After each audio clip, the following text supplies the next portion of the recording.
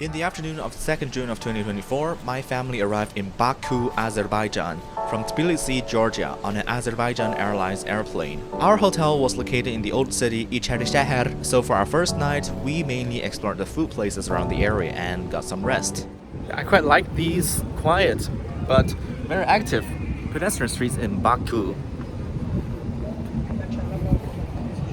Yeah, just that they don't have a lot of mini markets or not a lot of markets, not a lot of bread shops near where I live, near our hotel. So that's just one point, but I like it generally so far. This is my first night here. We only had 2 days in Azerbaijan and we were only going to explore the city of Baku. Okay, so good morning from Baku in Azerbaijan. It's in the morning and the sun is up. The temperature feels like it's Singapore temperature. What the heck? What the heck? I mean, yeah, it makes sense. Summer has just set in. It's June already. So yeah, the sun. But at least the wind at the evening is cooler. So I quite like it. So the next day in the morning, we headed to the Ateşgah Fire Temple, a UNESCO World Heritage Site. This was a place of worship shared by Zoroastrian, Hindu, and Sikh worshippers with almost 400 years of history. This temple was filled with Sanskrit and Persian inscriptions on the stone walls and has an eternal flame in the center.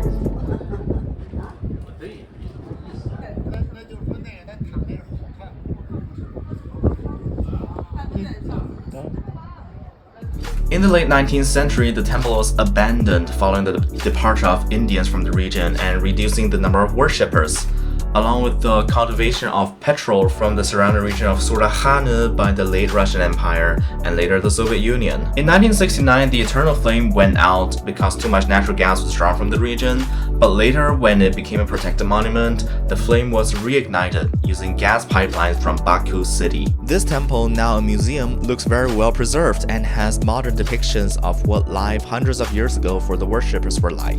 Also interesting to note that we ran into a lot of Indian tourists who came to visit this place because of its historical connection to Hinduism and other religions from and around the Indian subcontinent.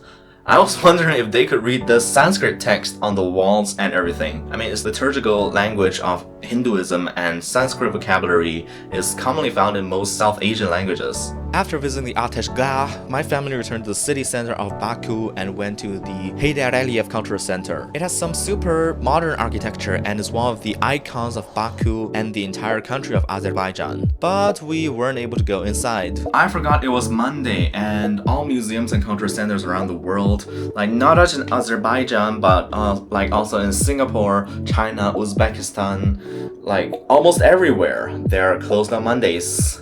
So it was a little pity. But we didn't waste too much time going around the huge open area and taking pictures. I took a picture with the sign saying Heydar Aliyev Center in Azerbaijani, Heydar Aliyev Merkezi. I had never seen so many letters add together in public. It was pretty interesting. Any fellow language nerds watching? Cut me.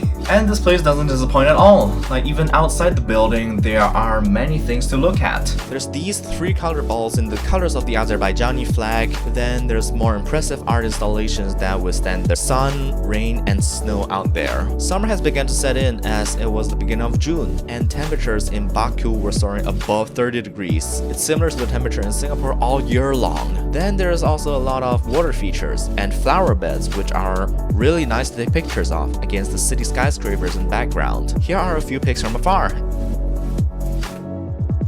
And the I love Baku sign. After that, we headed to the 28 Mall. It was named after the 28 May, as it was the Independence Day of the Azerbaijan Democratic Republic, the first ever independent state established by Azerbaijani Turks in the modern history of Azerbaijan, and the first ever Muslim majority and Turkic majority secular country. A side note that before the Soviet times, the name Azerbaijan used to exclusively refer to northwestern Iran, which is today called Iranian Azerbaijan. And most Iranian Azerbaijanis still call their language and their ethnicity Turkish and Azerbaijani Turks, while they call the Turkish language and Turkish people Turkiye Turkish and Anatolian Turks.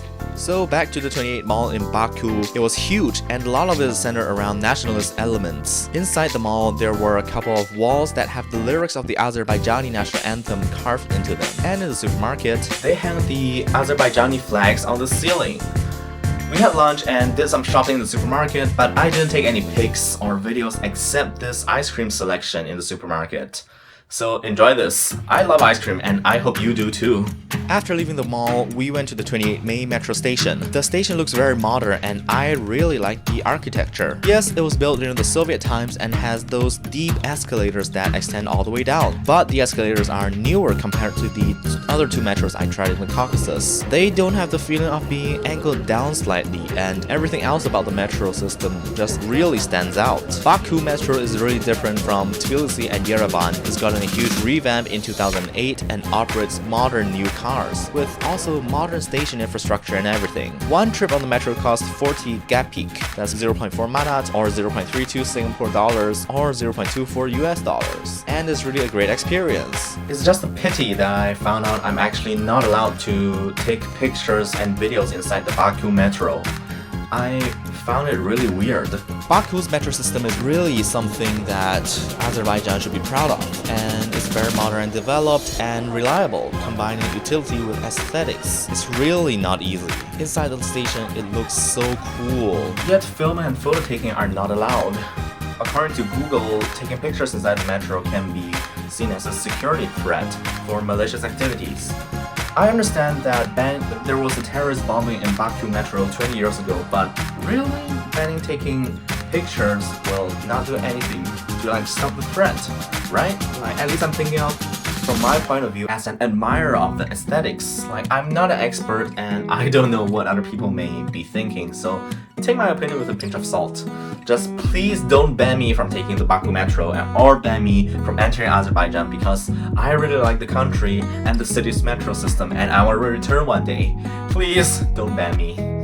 After alighting from the metro, we reached the outside of the old city, İçerişehir. Our hotel was located on the other side of the old city, but we weren't in a rush to return to rest. It was the early afternoon and we wanted to explore the old city and the Caspian Sea coast first. We took a few pictures outside this very well-preserved historic wall, then went inside İçerişehir. First of all, the old city has a lot of cats just lying around and enjoying life, being lazy and taking in the afternoon sun for vitamin D's.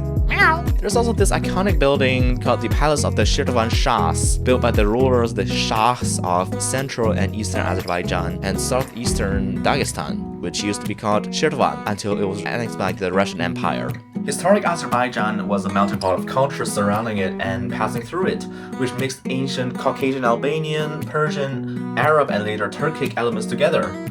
Fun fact, the name Azerbaijan was originally the Arabized version of the Middle Persian name Adurbadagan, which ultimately came from ancient Greek Atropatene. The building style of this palace looked very Persian, and it was understandable since Iran used to be ruled by Turkic Azerbaijani dynasties for centuries, and they brought the culture to their homeland. After exploring around, taking pictures of pigeons and even more lazy cats lying around, walking through the streets shielded from the summer sun by historical sandstone-colored buildings, we saw the Caspian Sea and the Absheron Peninsula on the other side of the Bay of Baku. We then started walking in the direction of the coast of the Caspian Sea and left the boundaries of the old city. It was late afternoon when we reached the Caspian Sea coast, and the view of the entire coastline was there for us to behold.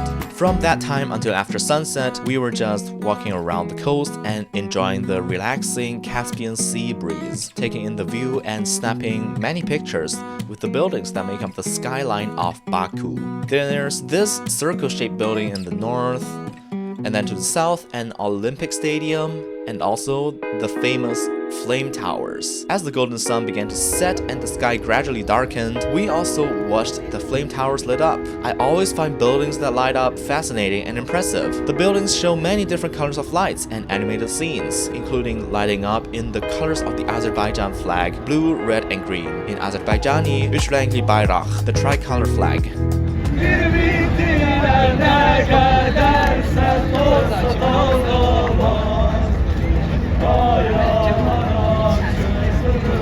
After the sun had completely set and the sky turned pitch black, we left the Caspian Sea coast and walked back to the old city for dinner. It was outside the dinner place that I bought the flags of Azerbaijan and Turkey for 5 manat, the two most expensive flags I bought. For dinner, we had a lot of great food and drinks, including the Azerbaijani tea. It's very similar to Turkish tea, but with one main difference. In Turkey, they put the cube sugar inside the tea and drink together, while in Azerbaijan, they put the sugar cube inside the mouth and then drink the tea, letting the sweetness mix inside the mouth and vary with each sip. I think both methods are interesting ways to drink tea. Really, tea is really a big part of so many cultures around the world. It's fascinating. After dinner, we walked through the park outside İçerideshehir back to our hotel and passed by some fountains, including this one that has some funny and cute hippo statues surrounding it. I like that it's so silly and adorable.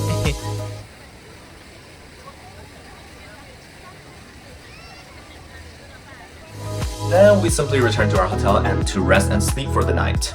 The next day, we didn't have any plans other than to pack up, eat lunch, and go to the airport.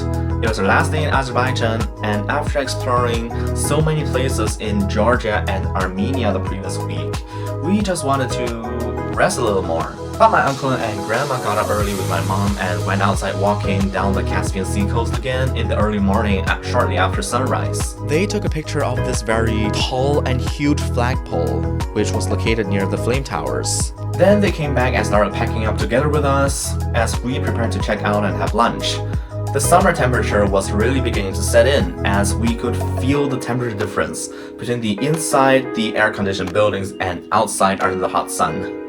So for lunch, we went back to the old city, İçerideshehir, one last time. We ate some bread, salad, and meat, and most importantly, künefe or kanafe with ice cream. The künefe is one of my favorite West Asian desserts, and I loved eating it at Turkish restaurants in Singapore. However, it was very expensive back home, and here in Azerbaijan, which is closer to Turkey, it's much more affordable and tastes more authentic, which I enjoyed. At last, our 2 short days in Baku was over and we had to leave for our next destination, Uzbekistan. We took a taxi back to the airport and we will be leaving Azerbaijan. I really wanted to explore even more of this country. It's very fascinating. In fact, among the 5 countries I traveled to, I explored Azerbaijan the least, but spent the most money on things like the visa, the SIM card, everything. The next time I come back to Azerbaijan, I will explore even more areas and make my money and time worth. According to my Azerbaijani friends, the only impressive thing about their country is Baku, and I haven't explored the other areas yet.